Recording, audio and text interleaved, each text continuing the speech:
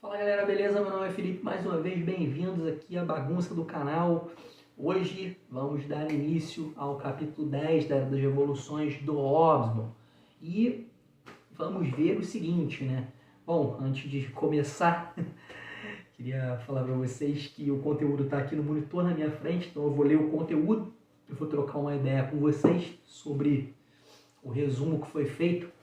Pra vocês não estranharem, né, que a câmera hoje tá de frente e eu tô olhando para baixo, eu tô lendo o conteúdo aqui no monitor. Bom, hoje nós veremos como a Revolução Francesa levou ao fim da sociedade aristocrática e o segmento de uma nova sociedade burguesa, a burguesia emergente, caracterizada pelo self-made man, uma crença na capacidade de qualquer pessoa alcançar o sucesso através do trabalho duro e da iniciativa individual. Os novos líderes empresariais provenientes da Revolução Industrial se tornaram uma força importante na sociedade. A classe dominante burguesa era caracterizada por uma visão de um mundo baseada na economia política, na crença da lei natural e na desconfiança de ideias além do empirismo. Logo no início eu separei um parágrafo bem interessante, que é a abertura do 10º capítulo, né? Chamado A Carreira Aberta ao Talento. Esse parágrafo foi escrito por Friedrich Engels, né? Nome bem famoso, nas obras As Condições da Classe foi terrível, da classe trabalhadora na Inglaterra. Um dia andei por Manchester com um destes cavalheiros da classe média. Falei-lhe das desgraçadas favelas insalubres e chamei-lhe a atenção para a repulsiva condição daquela pane da cidade em que moravam os trabalhadores fabris. Declarei nunca ter visto uma cidade tão mal construída em minha vida. Ele ouviu-me e pacientemente, na esquina da rua onde nos separamos, comentou: e ainda assim ganhou-se fortunas aqui. Bom dia, senhor. Logo de cara, só com esse parágrafozinho, né, vocês já têm uma noção do que aguarda, né, o conteúdo, né? O bicho realmente pega a partir daqui. Bom, a Revolução na França teve como principal consequência o fim da sociedade aristocrática, não apenas no sentido de hierarquias sociais baseadas em títulos e marcas visíveis de exclusividade, mas também na influência que essa aristocracia exercia sobre as classes ascendentes. Mesmo após a criação de uma nova nobreza formal por Napoleão, a influência aristocrática persistiu, moldando padrões de conforto, luxo e pompa para as classes em ascensão. A cultura francesa, profundamente marcada pela corte e aristocracia, preservou características aristocráticas de forma notável, integrando-as à civilização burguesa parisiense. Bom, galera, sim, a Revolução Francesa ela bagunçou tudo, principalmente deu meio que tchau, né, para a sociedade chique, os seus títulos e frescuras, né? Não era só acabar com os ricos, com as coroas, mas também, né, com o poder deles sobre quem estava subindo na vida, né? Mesmo depois de Napoleão inventar uma nova nobreza, né, a influência dos ricos continuou influenciando como a galera emergente estava vivendo, né? A cultura francesa toda cheia de realeza, de gente importante, né? Manteve esse jeito chique de viver, misturando com a vida da burguesia em Paris, né? Basicamente isso. A Revolução não significou o fim da influência aristocrática, e a sociedade pós-revolucionária na França era estrutural e valorativamente burguesa. O republicanismo entre os camponeses demorou a se disseminar, mas a eleição universal de 1848 mostrou que o legitimismo estava confinado a certas regiões. A sociedade do pós-revolucionário era marcada pela ascensão social, com a restauração dos Bourbon não restaurando o antigo regime. A França pós-revolucionária era essencialmente burguesa em sua estrutura e valores, caracterizada pelo self-made man. Embora isso tenha se tornado totalmente evidente com a ascensão dos parvenos, se a pronúncia estiver errada, por favor, me corrijam, ao poder republicano ou bonapartistas. A transformação de Paris ao longo do século XIX a tornou o paraíso dos parvenos. Parvenos significa os novos ricos, diferenciando-a de outras capitais europeias onde o dinheiro ainda não podia comprar tudo. Depois da Revolução Francesa, a influência aristocrática não sumiu totalmente, mas a sociedade mudou bastante, né? A galera burguesa dominou e os camponeses eles demoraram um pouco para poder aderir ao republicanismo, né? Em 1848, com a eleição universal, ficou mais claro, né, que a galera que queria manter o antigo sistema estava concentrada em algumas áreas. Depois da Revolução rolou uma ascensão social, mas quando os Bourbons voltaram, né, não trouxeram de volta o antigo regime, a França virou praticamente um paraíso para quem buscava subir na vida, especialmente com a ascensão de novos ricos, né, ao poder republicano ou bonapartista. Também ao longo do período, né, do século XIX, né, Paris ela passou por uma transformação que tornou o lugar ideal para essa galera, para esses novos ricos em ascensão viverem, né? Algo diferente das outras capitais europeias, onde o dinheiro não podia comprar tudo ainda. Bom, resumindo, galera, a França pós-revolucionária era essencialmente burguesa, com a ascensão dos self-made men, né? Alguém que superou obstáculos, né, e construiu sua vida, ou até a sua carreira, né, com base no seu próprio esforço, os recém-chegados ricos ao poder. Na França do século XIX, a mudança social após a Revolução não foi exclusiva desse país, mas se destacava de maneira mais evidente e oficial do que na Grã-Bretanha ou nos Países Baixos, com exceção dos Estados Unidos. Na Grã-Bretanha, os chefes, né, chefes de cozinheiros, chefes de cozinha renomados ainda trabalhavam para nobres ou clubes oligárquicos. Na França, restaurantes públicos caros fundados por cozinheiros nobres desempregados durante a Revolução já estavam estabelecidos. A imprensa na França, com jornais como o La Presse ou La Presse, não sei falar francês, fundado por Émile Girardin, né, ou Girardin, não sei falar francês, a pronúncia não é o meu forte, em 1836, tornou-se um veículo moderno, político e barato, visando acumular receitas com anúncios e conteúdo atraente. A moda, as grandes lojas e a vitrine foram invenções francesas da década de 1820. A Revolução trouxe o teatro para a boa sociedade, ao contrário da Grã-Bretanha, onde a sua posição social ainda era comparável à dos boxeadores e jockeys. Depois da Revolução, as mudanças sociais rolaram de forma mais notável do que em outros lugares, né? Tipo a Grã-Bretanha e os Países Baixos, só não superando os Estados Unidos nesse quesito. Na Grã-Bretanha, os chefes, os cozinheiros, né? Chefes de cozinha famosos, né? Ainda cozinhavam para nobres ou para clubes de poderosos, né? Clubes oligárquicos. Na França, surgiram restaurantes fundados por chefes nobres que perderam seus empregos durante a Revolução, né? Daí já dá para ver uma diferença do que estava rolando nesse quesito, né? Em lugares diferentes. Outro ponto de mudança foi a imprensa, né? Na França ficou mais moderno. Eles queriam ganhar dinheiro com anúncios e criar conteúdo mais atraente, né? A moda, lojas grandiosas e a ideia de vitrine eram coisas que os franceses inventaram, né? Lá por 1820. A Revolução também trouxe teatro para a boa sociedade francesa, enquanto na Grã-Bretanha o teatro ainda era de uma posição social mais humilde, né? Cara, a França estava assim, topzera nessas ondas de mudanças sociais e culturais nessa época. Os caras abandonaram legal essa coisa de nobreza, de título, e aquele lance do self-made man, cara. Eles começaram a meter a mão na massa e promover essa mudança de uma forma muito mais avançada do que nos outros países.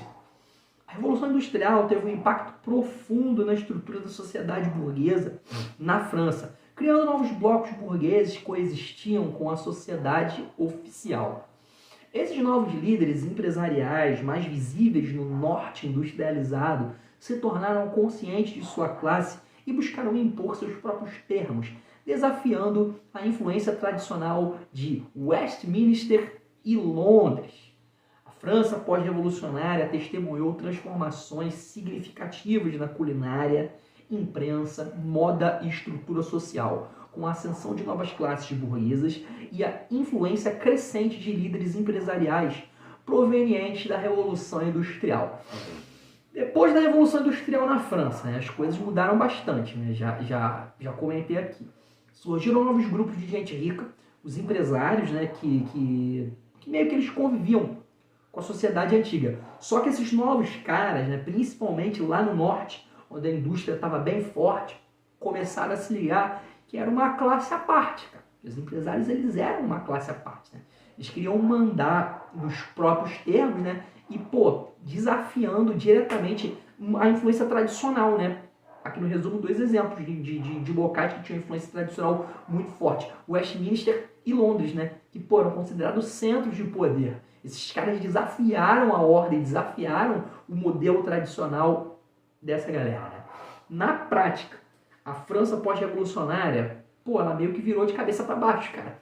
Comida, imprensa, moda, tudo mudou. Apareceram novas classes ricas, e os empresários que saíram da Revolução Industrial estavam cada vez mais no comando, Foi tipo uma reviravolta total na sociedade francesa. Em 1834, John Stuart Mill criticou os comentaristas sociais por perpetuarem a divisão da sociedade em proprietários de terra, capitalistas e trabalhadores. Essa classe social, inicialmente aliados aos trabalhadores pobres na luta contra a aristocracia, posteriormente voltou-se contra o proletariado e os proprietários de terra, destacando-se na liga contra a lei do trigo. Burgueses se unindo ao proletário. Vai dar merda. E deu merda. Esses homens autodidatas ou de origem modesta enriqueceram anualmente, impulsionados pela autoconfiança resultante de suas carreiras de sucesso.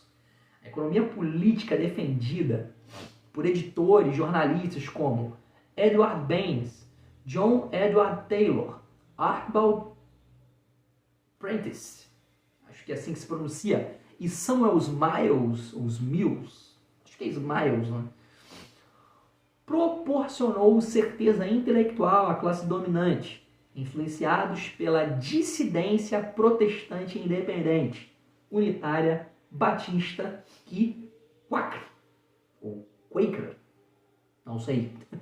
Eles desprezavam a aristocracia e viam o capitalismo como uma ordem definitivamente estabelecida. O John Stuart Mill, que foi um filósofo, lógico e economista britânico, ele não curtiu os comentaristas sociais porque eles ficavam falando sempre das mesmas coisas, dividir a galera em donos de terra, capitalistas e trabalhadores. No início, os capitalistas e os trabalhadores pobres, eles estavam juntos contra a aristocracia, Que era a aristocracia, aqueles nobres que eram cheios de dinheiro, cheios da grana. Mas depois eles se viraram as costas para geral, se destacando na lei do trigo. Se destacando contra a lei do trigo, e lutaram pelos seus próprios interesses. Esses caras, eles estavam ganhando muita grana todo ano. Eles estavam ficando ricos e sentiam o seu poder, assim, aumentar, ao ponto de eles ficarem super confiantes, por conta desse sucesso. A economia política estava sendo defendida por uns jornalistas importantes e essa ideia dava uma segurança intelectual para a galera rica, Eles eram influenciados por uma galera protestante, que não estava meio que nem aí para a aristocracia. E eles achavam que o capitalismo era uma parada estabelecida por Deus, Esse era o pensamento dos caras. A visão de mundo dessa classe era guiada pela crença na lei natural, onde o homem não deveria contestar a ordem estabelecida, tanto a união dos empregadores para oprimir os trabalhadores, quanto a união dos trabalhadores para reivindicar uma parte justa dos lucros. eram consideradas violações da equidade. O século XVIII testemunhou a ascensão de um deus chamado Vapor, representado por figuras como Malthus e McCulloch,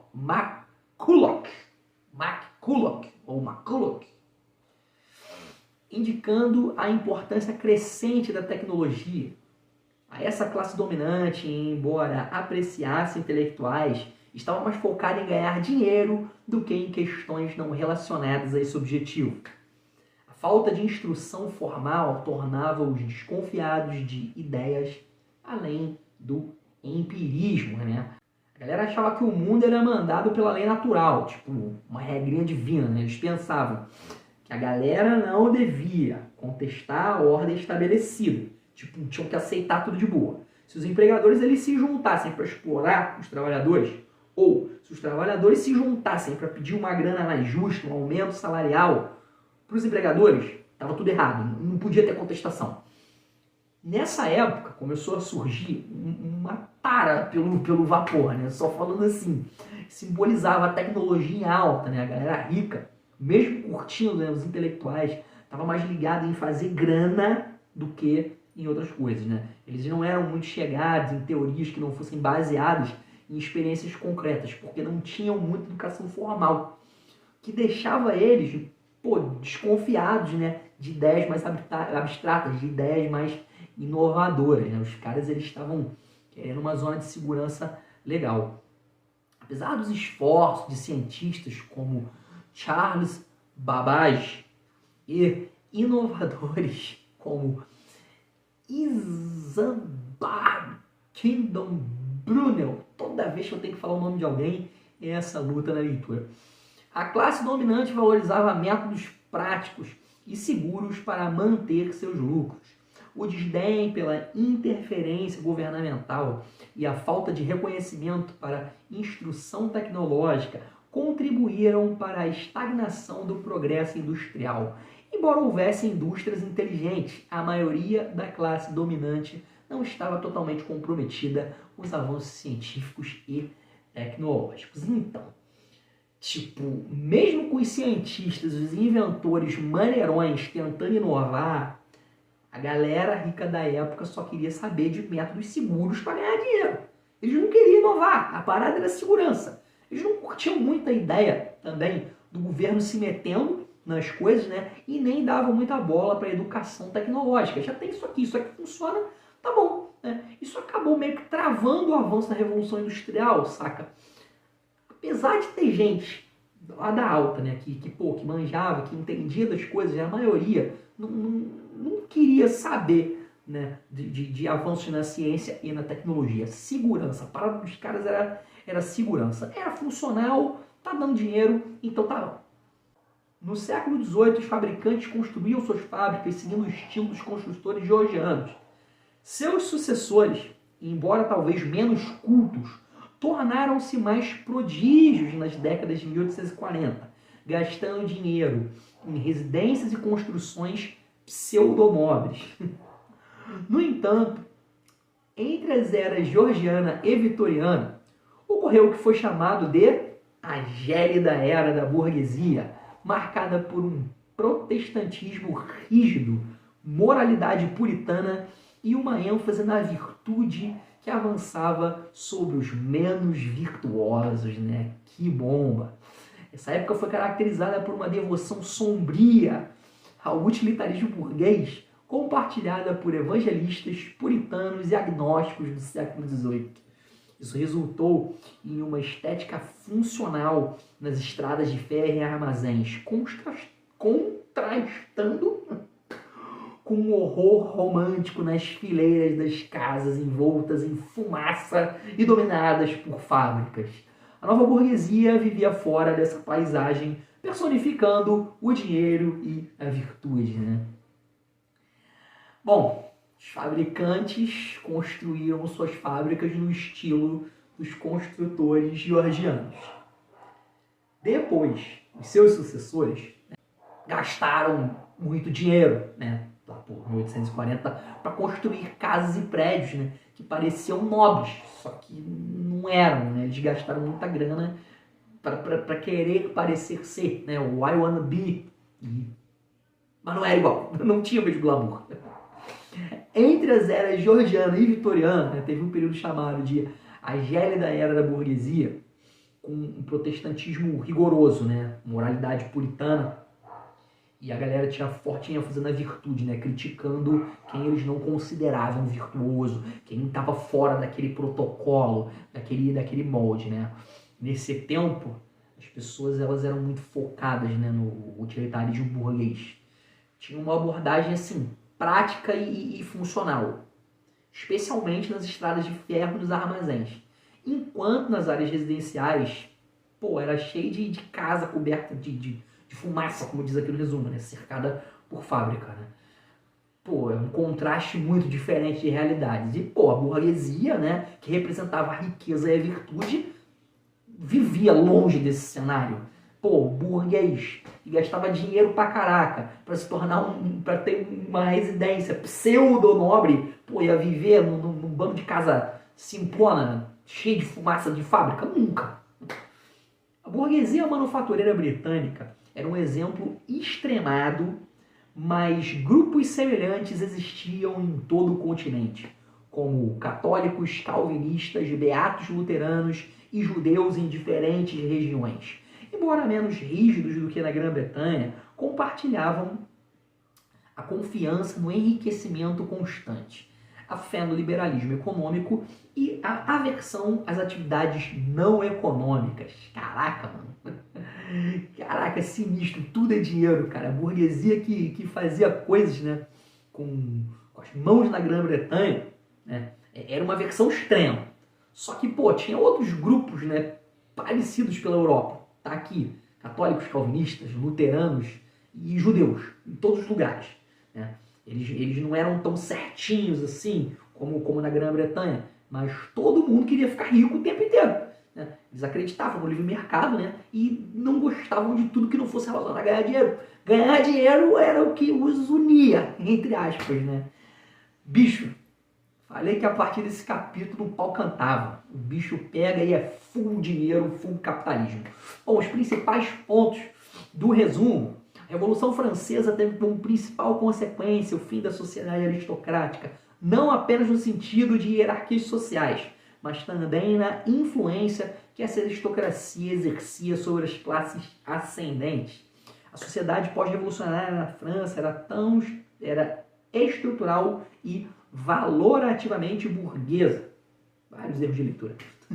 A França pós-revolucionária testemunhou transformações na culinária, imprensa, moda e estrutura social, com a ascensão de novas classes burguesas e a influência crescente de líderes empresariais provenientes da Revolução Industrial. Os capitalistas, inicialmente aliados aos trabalhadores pobres na luta contra a aristocracia, posteriormente voltaram-se contra o proletariado e os proprietários de terra. Traidores, capitalistas traidores. A visão de mundo da burguesia era guiada pela crença na lei natural, onde o homem não deveria contestar a ordem estabelecida. A classe dominante, embora apreciasse intelectuais, estava mais focada em ganhar dinheiro do que em questões não relacionadas a esse objetivo. A classe dominante valorizava métodos práticos e seguros para manter seus lucros. Muito importante essa informação. O desdém pela interferência governamental e a falta de reconhecimento para a instrução tecnológica contribuíram para a estagnação do progresso industrial. A classe dominante vivia fora da paisagem industrializada, personificando o dinheiro e a virtude. E assim, galera, fechamos a parte 1 do capítulo 10. Espero que vocês estejam gostando. Tá curtindo o conteúdo? Se inscreve no canal, ativa o sininho para receber futuras notificações. Quase todo dia, se não todo dia, tem resumo aqui no canal. Beleza? Vou ficando por aqui que já eu vou continuar a gravação do capítulo 10 e a gente se vê no próximo vídeo. Valeu, falou!